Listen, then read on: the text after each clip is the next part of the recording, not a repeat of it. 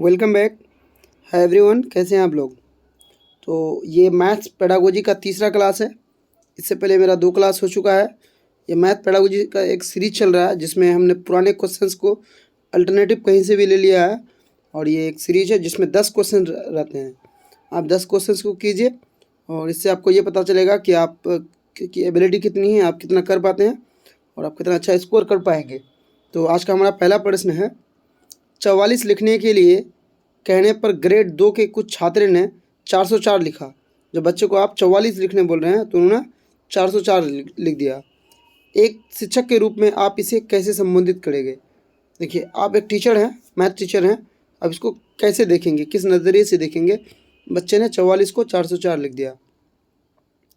उनकी प्रतियों में उनके उत्तर को सही करेंगे, मतलब जो है उनकी कॉपी में, या प्रतियों का मतलब है, देखिए इंग्लिश में देखिए कॉपी है, मतलब कॉपी में उसके उत्तर को सही करेंगे।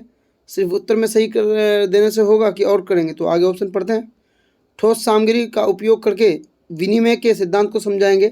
जो है ठोस चीज़ों को, कॉन्क्रीट चीज़ों को देखकर हम उसके प्रिंसिपल को, उसके सिद्धांत को समझाएंगे, या उन्हें उन लोगों के साथ समाहित करेंगे जिन्होंने सही ढंग से किया है। और ऑप्शन 4 है, उन्हें सही उत्तर का पता लगाने के लिए कहेंगे। तो ऑप्शन बी सही होगा। क्यों? क्योंकि जब बच्चे ग्रेड 2 में हैं, छोटे बच्चे हैं, तो हम उसको कॉन्क्रीट चीज़ देंगे, मतलब उन ऐसी ठोस वस्तु देंगे जिससे वो आसानी से कर पाए। जैसे 44 है तो छोटे छोटे 44 कोई कंकर दे सकते हैं। जोड़ने के लिए हम कह सकते हैं 10 कंकर और 5 कंकर कितना होगा, वो कॉन्क्रीट चीज़ उसके हाथ में दे सकते हैं। तो second is the right answer. चलेंगे नेक्स्ट क्वेश्चन में।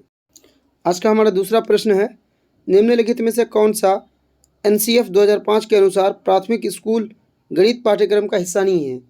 जो NCF 2005 के अनुसार प्राइमरी लेवल के जो गणित होते हैं, इनमें से क्या उसमें नहीं है।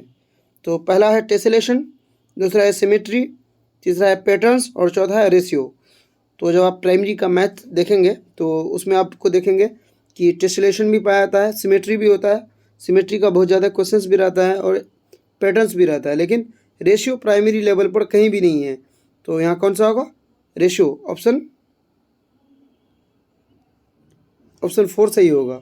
क्यों? क्योंकि प्राइमरी लेवल पर जो अनुपात होता है वो नहीं होता है। Option 4 is the right answer. बाकी और कौन चीज़ पाए जाते हैं आप उसको प्राइमरी लेवल का बुक में देख सकते हैं। जैसे लाइंस होती है, लाइंस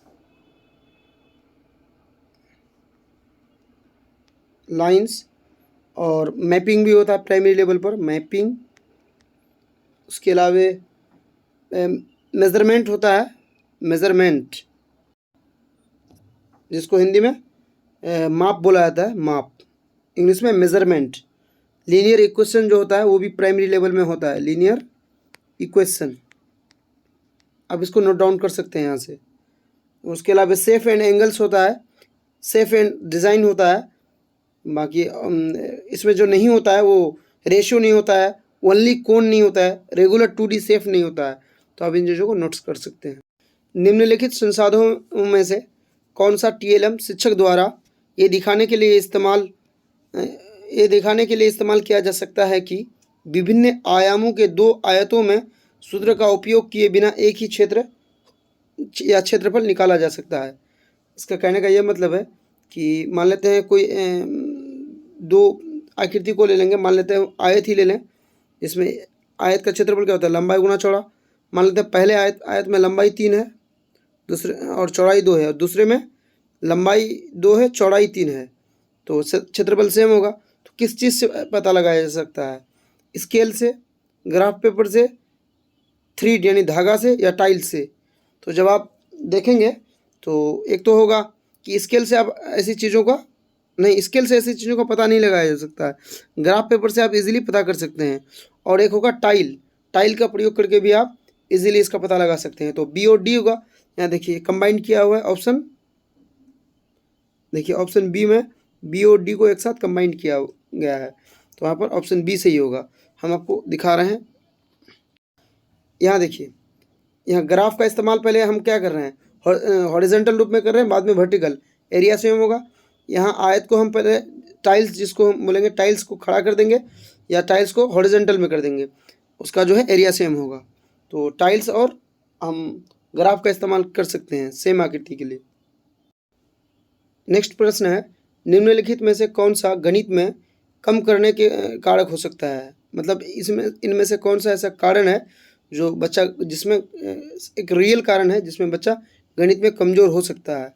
तो पहला ऑप्शन है जेंडर, दूसरा ऑप्शन है सामाजिक सांस्कृतिक पृष्ठभूमि, फिर तीसरा है गणित की प्रकृति और नंबर 4 में है व्यक्ति की क्षमता।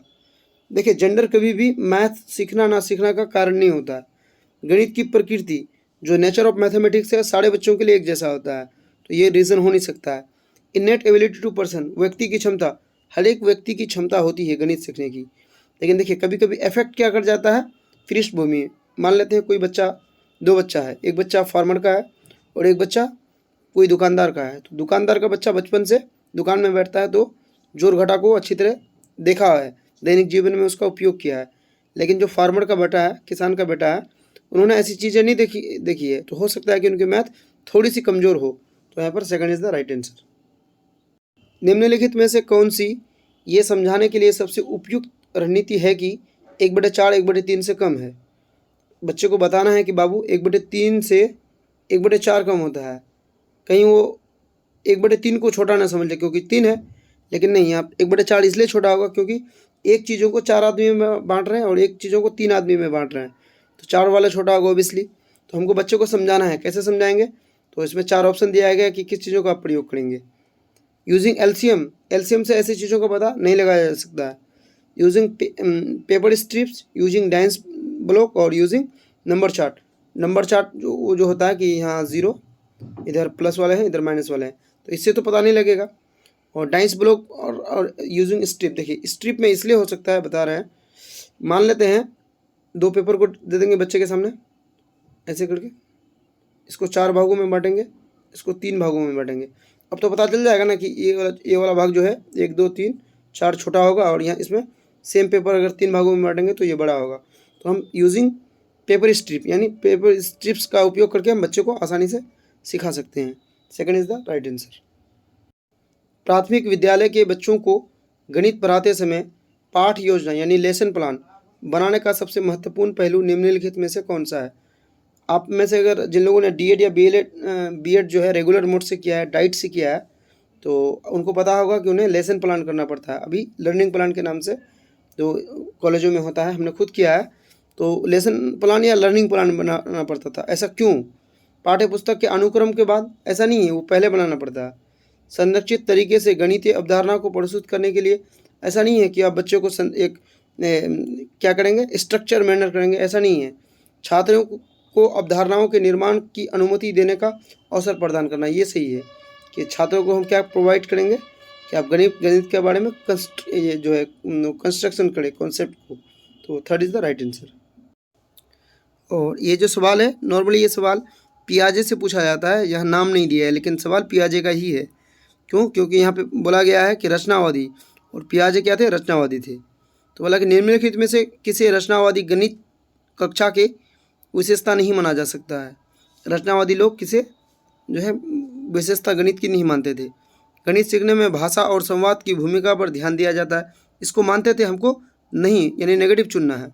तो पहला को तो मानते थे। शिक्षक स्वीकार करता है कि छात्र दिए गए इंटरेक्शन में कई समझ बना सकते हैं, ये भी सही है। उद्देश्य प्रकार यानी इंग्लिश में देखिएगा तो इसको क्या, objective type test are use to the primary means of assessment. Primary level पर जो होता है बच्चों को हम ऑब्जेक्टिव टाइप का प्रश्न देकर सही आकलन हम गणित का, और रचनावादी जो गणित होता है उसका आकलन नहीं कर पाएंगे, क्योंकि वो तो तुक्के में भी सही हो सकता है, लेकिन जब बच्चे को सब्जेक्टिव देंगे तो उससे उसकी जो है वो कितना अच्छा सोचते हैं, कितना डाइवर्जेंट तरीके से उसका पता चलेगा। तो थर्ड गलत है, और जो गलत है वही सही है क्योंकि गलत वाला पूछा है। तो third is the right answer. चलेंगे नेक्स्ट क्वेश्चन में।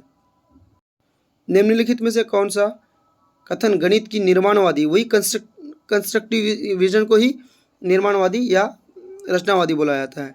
तो गणित की निर्माणवादी दृष्टिकोण के साथ है। पहला है गणित सीखने के तथ्यों के बारे में है, इसको देखेंगे आगे। सत्य की खोज के लिए गणित की आवश्यकता होती है, ऐसा कहीं नहीं है। और इंग्लिश में देखिए ऑप्शन ए को पढ़ेंगे, mathematics is about learning facts, ऐसा नहीं है। गणित पूरी तरह से वस्तुनिष्ठ है ऐसा भी नहीं है कि गणित पूरी तरह ऑब्जेक्टिव है। विजुअलाइजेशन गणित का एक महत्वपूर्ण पहलू है। यस, ये सही होगा। क्यों? क्योंकि जब बच्चे किसी भी चीज़ को विजुअलाइज करेंगे, देखेंगे, तब उसके बारे में उसके दिमाग में एक मैप बनेगा जिसको माइंड मैप बोला जाता है। तब बच्चे को अच्छी तरह से कॉन्क्रीट चीज़ का को दिखाकर गणित सिखा सकते हैं। तो 4th is the right answer. बच्चों में आस्थानिक समझ की विकास के लिए निम्नलिखित में से कौन सी गतिविधि सबसे उपयुक्त है? बच्चों को क्या कराना है? जो स्थानिक समाज होता है, स्पेशल जो अंडरस्टैंडिंग है, उसको हमको बढ़ाना है। तो इसमें से क्या करेंगे? पहला है बोतल का शीर्ष दृश्य खींचना, ये बिल्कुल सही है। एक बोतल को बनाएंगे और उसके जो ढक्कन वाला क्षेत्र होता है वहाँ से हम एक सर्किल का बच्चे को उदाहरण दे सकते हैं और उसका एरिया बता सकते हैं, परिधि बता सकते हैं, व्यास बता सकते हैं, उसका त्रिज्या बता सकते हैं। तो ये तो बिल्कुल सही है। आगे देखेंगे मानचित्र पर शहरों का पता लगाना, ये भी सही है। लेकिन देखिए मानचित्रों पर शहरों का जब पता लगाएंगे तो बच्चे की स्थानिक समझ वृद्धि होगी। लेकिन एक से ज़्यादा सही है और यहाँ बोला है सबसे उपयुक्त, यानी एक से अधिक सही है। जो सबसे अच्छा है उसको बोलेंगे। तो यहाँ बी जो है ए के बनिस्बत उतना अच्छा नहीं है। चंद्रमा के उदय का समय, इससे क्या पता चलेगा? संख्या रेखा पर प्रतिनिधित्व, ये भी गलत है। तो A is the right answer. गणित सीखने के संबंध में निम्नलिखित में से कौन सा कथन सत्य नहीं है? मतलब हमको गलत खोजना है क्योंकि नहीं पूछा है। गणित में प्रदर्शन करने और उत्कृष्टता यानी जो होता है एक्सेलेंस, अच्छा करने के लिए प्राप्त करने की क्षमता जन्मजात होती है, ऐसा नहीं है।